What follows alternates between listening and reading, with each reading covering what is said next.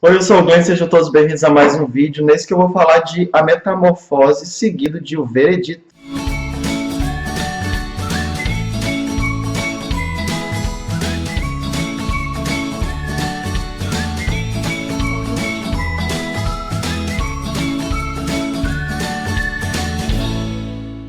Para quem se lembra, naquele meu vídeo que eu falei das metas de leitura 2015, eu tinha citado 4 releituras a fazer nesse ano, e dentre elas tinha lá A Metamorfose.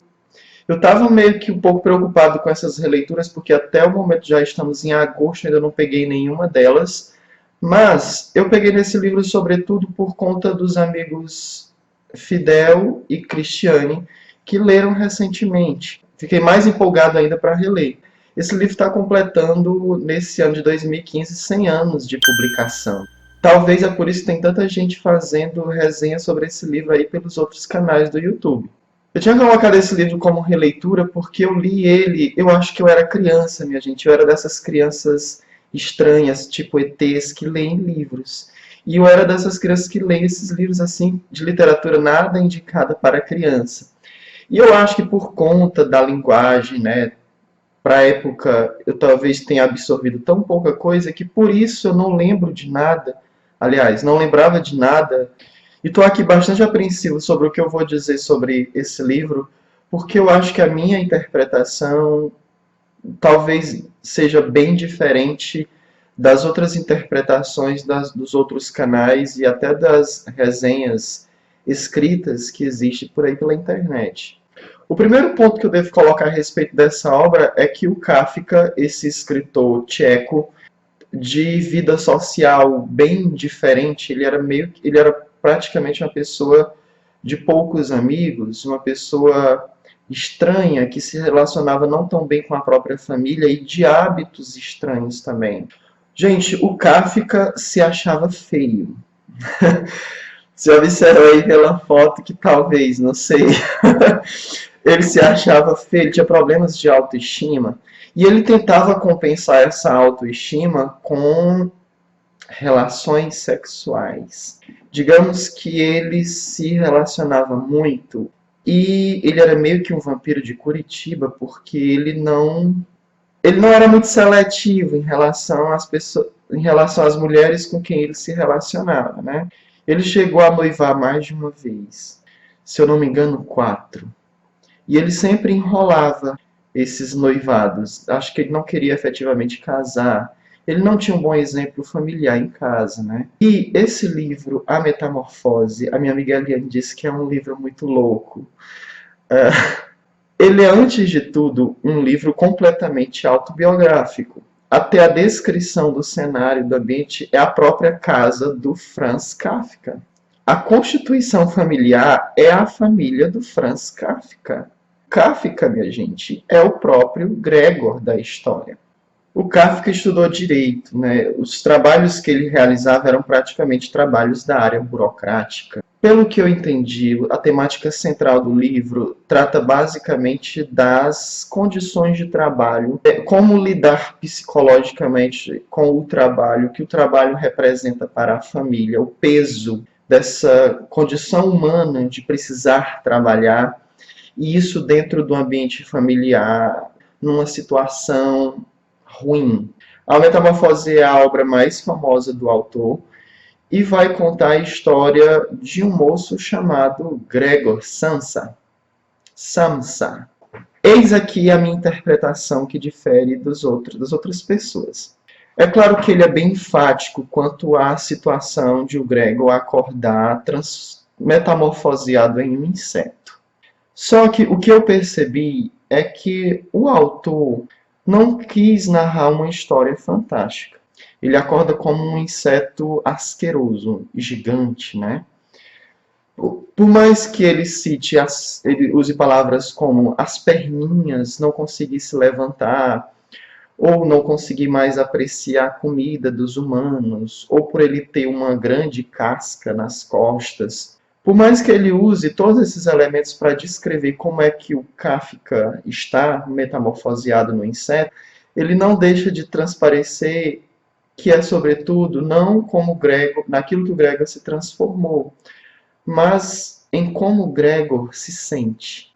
Será que para os outros personagens que vão lidar com Gregor metamorfoseado, será que eles realmente o estão vendo enquanto um inseto? Eu penso que não. Eu penso que eles devem o ter visto como uma pessoa doente, uma fisionomia, uma aparência visivelmente alterada. E talvez a questão do inseto seja, sobretudo, como ele se sente. A história já começa com o Gregor acordando e ele está se sentindo de forma estranha. Ele está pensando sobre o trabalho. Ele é um caixeiro viajante, né? Ele tem trabalhos a cumprir, tem um trem a pregar. Ele é o responsável por sustentar aquela família, porque o pai meio que faliu. É a única renda que eles têm familiar, vem desse personagem. Apesar de que o narrador seja em terceira pessoa, ele vai e volta de um personagem ao outro como que para relatar as coisas do ponto de vista daquele personagem. Na terceira pessoa, ele jamais relata que o Gregor é visto pelos outros familiares enquanto um inseto. Será que alguém percebeu isso ou foi só eu? Ele está menos preocupado com essa suposta transformação e está mais preocupado com o fato de estar atrasado para o trabalho. Ele meio que tenta reunir forças para se levantar da cama e não consegue. Quantos de nós não já passaram por isso, minha gente? Eu acho que eu me sinto Gregor toda manhã. Ele olha para o relógio, as horas passam. Ele começa a ouvir a voz da mãe do outro lado, preocupada porque o Gregor não levanta. Né? E eles batem na porta. Gregor, levante da cama, você precisa ir trabalhar, você está atrasado. E começa um alvoroço, a família começa a ficar preocupada porque o Gregor sempre foi um cara muito certinho. Mas nessa manhã ele não consegue levantar. Aliás, quando ele tenta levantar, ele chega a cair da cama. E é nesse momento que ele percebe que ele tem uma casca nas costas. E que ele tem patinhas que não conseguem se movimentar da forma como normalmente ele se movimentaria. Por mais que o autor faça essas alusões a características físicas do personagem, eu não consigo deixar de pensar que são, sobretudo, a forma como o personagem se sente, e não como ele realmente é.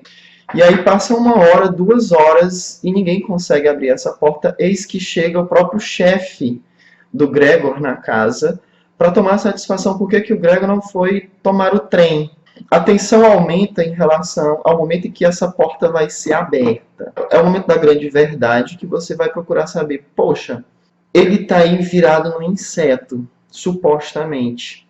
E quando a porta é aberta, cada um tem uma reação estranha, né? Esperadamente uma reação estranha, porque ele não está normal.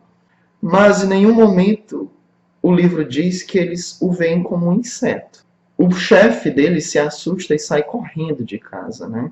Mas os outros familiares, a irmã sente pena, né? A irmã meio que ainda o vê como irmão, que vai lá e tentar alimentá-lo e tal. O pai, como sempre, o vê como ele sempre o via.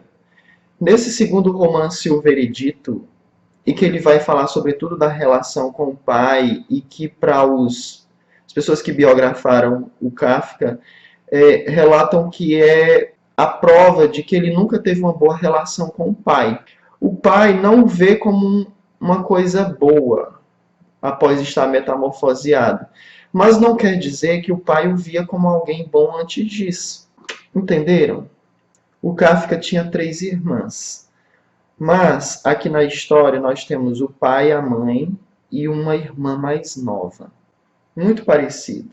E como ele fica praticamente a história toda dentro do quarto, se antes estava trancado por dentro, agora meio em algumas cenas parece que ele está trancado por fora, para que ele não se misture, não entre na casa, porque ele está nojento. Ele narra sobretudo as angústias dos pensamentos do personagem, refletindo sobre isso. Enquanto ele ouve as falas do pai e da mãe discutindo sobre como vão fazer para se sustentar, como vão fazer para sustentar a casa, o que vão fazer com ele, né? Eu achava muito interessante também as cenas em que a empregada, porque, não, olha só que interessante, apesar deles não ter uma vida econômica tão satisfatória assim, eles ainda tinham 2 empregadas. E uma dessas empregadas ainda entrava na casa e eu achava muito interessante a forma como ela lidava com o personagem metamorfoseado. Ela o chamava assim de palavras assim de baixo calão, de coisas assim bem. A intenção dela era denegrir, xingar ele mesmo, né? Chamava de coisa nojenta. Acontece no determinado momento da história, o pai toma a decisão de alugar um dos quartos da casa, né? Ou alguns dos quartos da casa, para obter a partir daí alguma renda. E num momento X lá da história, em que a irmã mais nova, talentosa, que gostava de tocar violino e tal, devo colocar também que ele tem assim meio que uma devoção por essa irmã que parece até um pouco incestuosa. Ele vê essa irmã de uma forma muito idealizada, ele tem um amor muito grande por essa irmã, na verdade ele tem um sonho de conseguir pagar os estudos para que essa irmã desenvolva lá a habilidade com o violino. E nesse momento lá, enquanto eles estão jantando os hóspedes, né, ela vai tocar o violino para eles, né, e o Gregor fica tão fascinado pela música que ele sai do quarto e vai até a sala. Os hóspedes, eles não demonstram medo, porque eu acho que se você visse alguém metamorfoseado em inseto, você sentiria medo. Eu acho que todas as outras sensações poderiam vir agregadas, mas medo seria a característica predominante. Eles sentem meio que revolta. Como pode você manter uma coisa dessa dentro de casa? Como se um certo asco de estar convivendo no mesmo ambiente que aquela outra pessoa. O tempo todo o livro me leva a evidências de que ele não está transformado no inseto, mas sobretudo que ele se sente como um inseto. Após esse evento, os familiares, por intermédio da própria irmã, que era a única que ainda gostava do Gregor, começam a discutir a possibilidade de o que fazer com o parente. Ele está doente. Será que não seria melhor se o pior acontecesse? Traz até à tona aquela questão de se cuidar de um parente doente e de como ele consome as energias das outras pessoas que habitam a mesma casa. O que eu posso dizer é que o final é trágico e que ele simplesmente reforça a minha teoria. Nesse outro livro, O Veredito, ele trata do mesmo assunto porque, basicamente, é a história de um personagem dialogando com o pai, doente, já velho, falando sobre o sonho de viajar para a Rússia, né, e encontrar com um amigo muito querido que anda se dando muito bem por lá. E ele fala, sobretudo, da questão de estar se correspondendo com esse amigo através de cartas e um certo receio de falar que está noivo de uma determinada moça. E ele fica falando dessas inquietações com o pai, e o pai, até a metade da história, apenas ouve o filho preocupado e tal. Só que da metade em diante, você percebe claramente 2 pontos. O primeiro é que ele não tinha uma boa relação com o pai. E o segundo é que fica colocando assim para o leitor entender por ele próprio que talvez não exista amigo nenhum e que o teor da conversa desse filho com o pai não é nem sobre o casamento, não é nem sobre viajar para a Rússia e não é nem sobre o receio do amigo saber que ele vai casar. Mas é sobretudo o fato de o filho precisar assumir a empresa do pai. Ou seja, ele fala aí de trabalhar com algo que não se gosta, de exercer uma função a qual você não se identifica, de assumir responsabilidades econômicas, sociais, com uma coisa que você não tem a menor energia para lidar com aquilo. É sobre isso que a história vai falar. Muito interessante também, eu até achei muito legal de esse pequeno conto de 20 páginas estar junto com a história aqui da metamorfose no mesmo livro, proporciona ao leitor compreender bem o que é Kafka.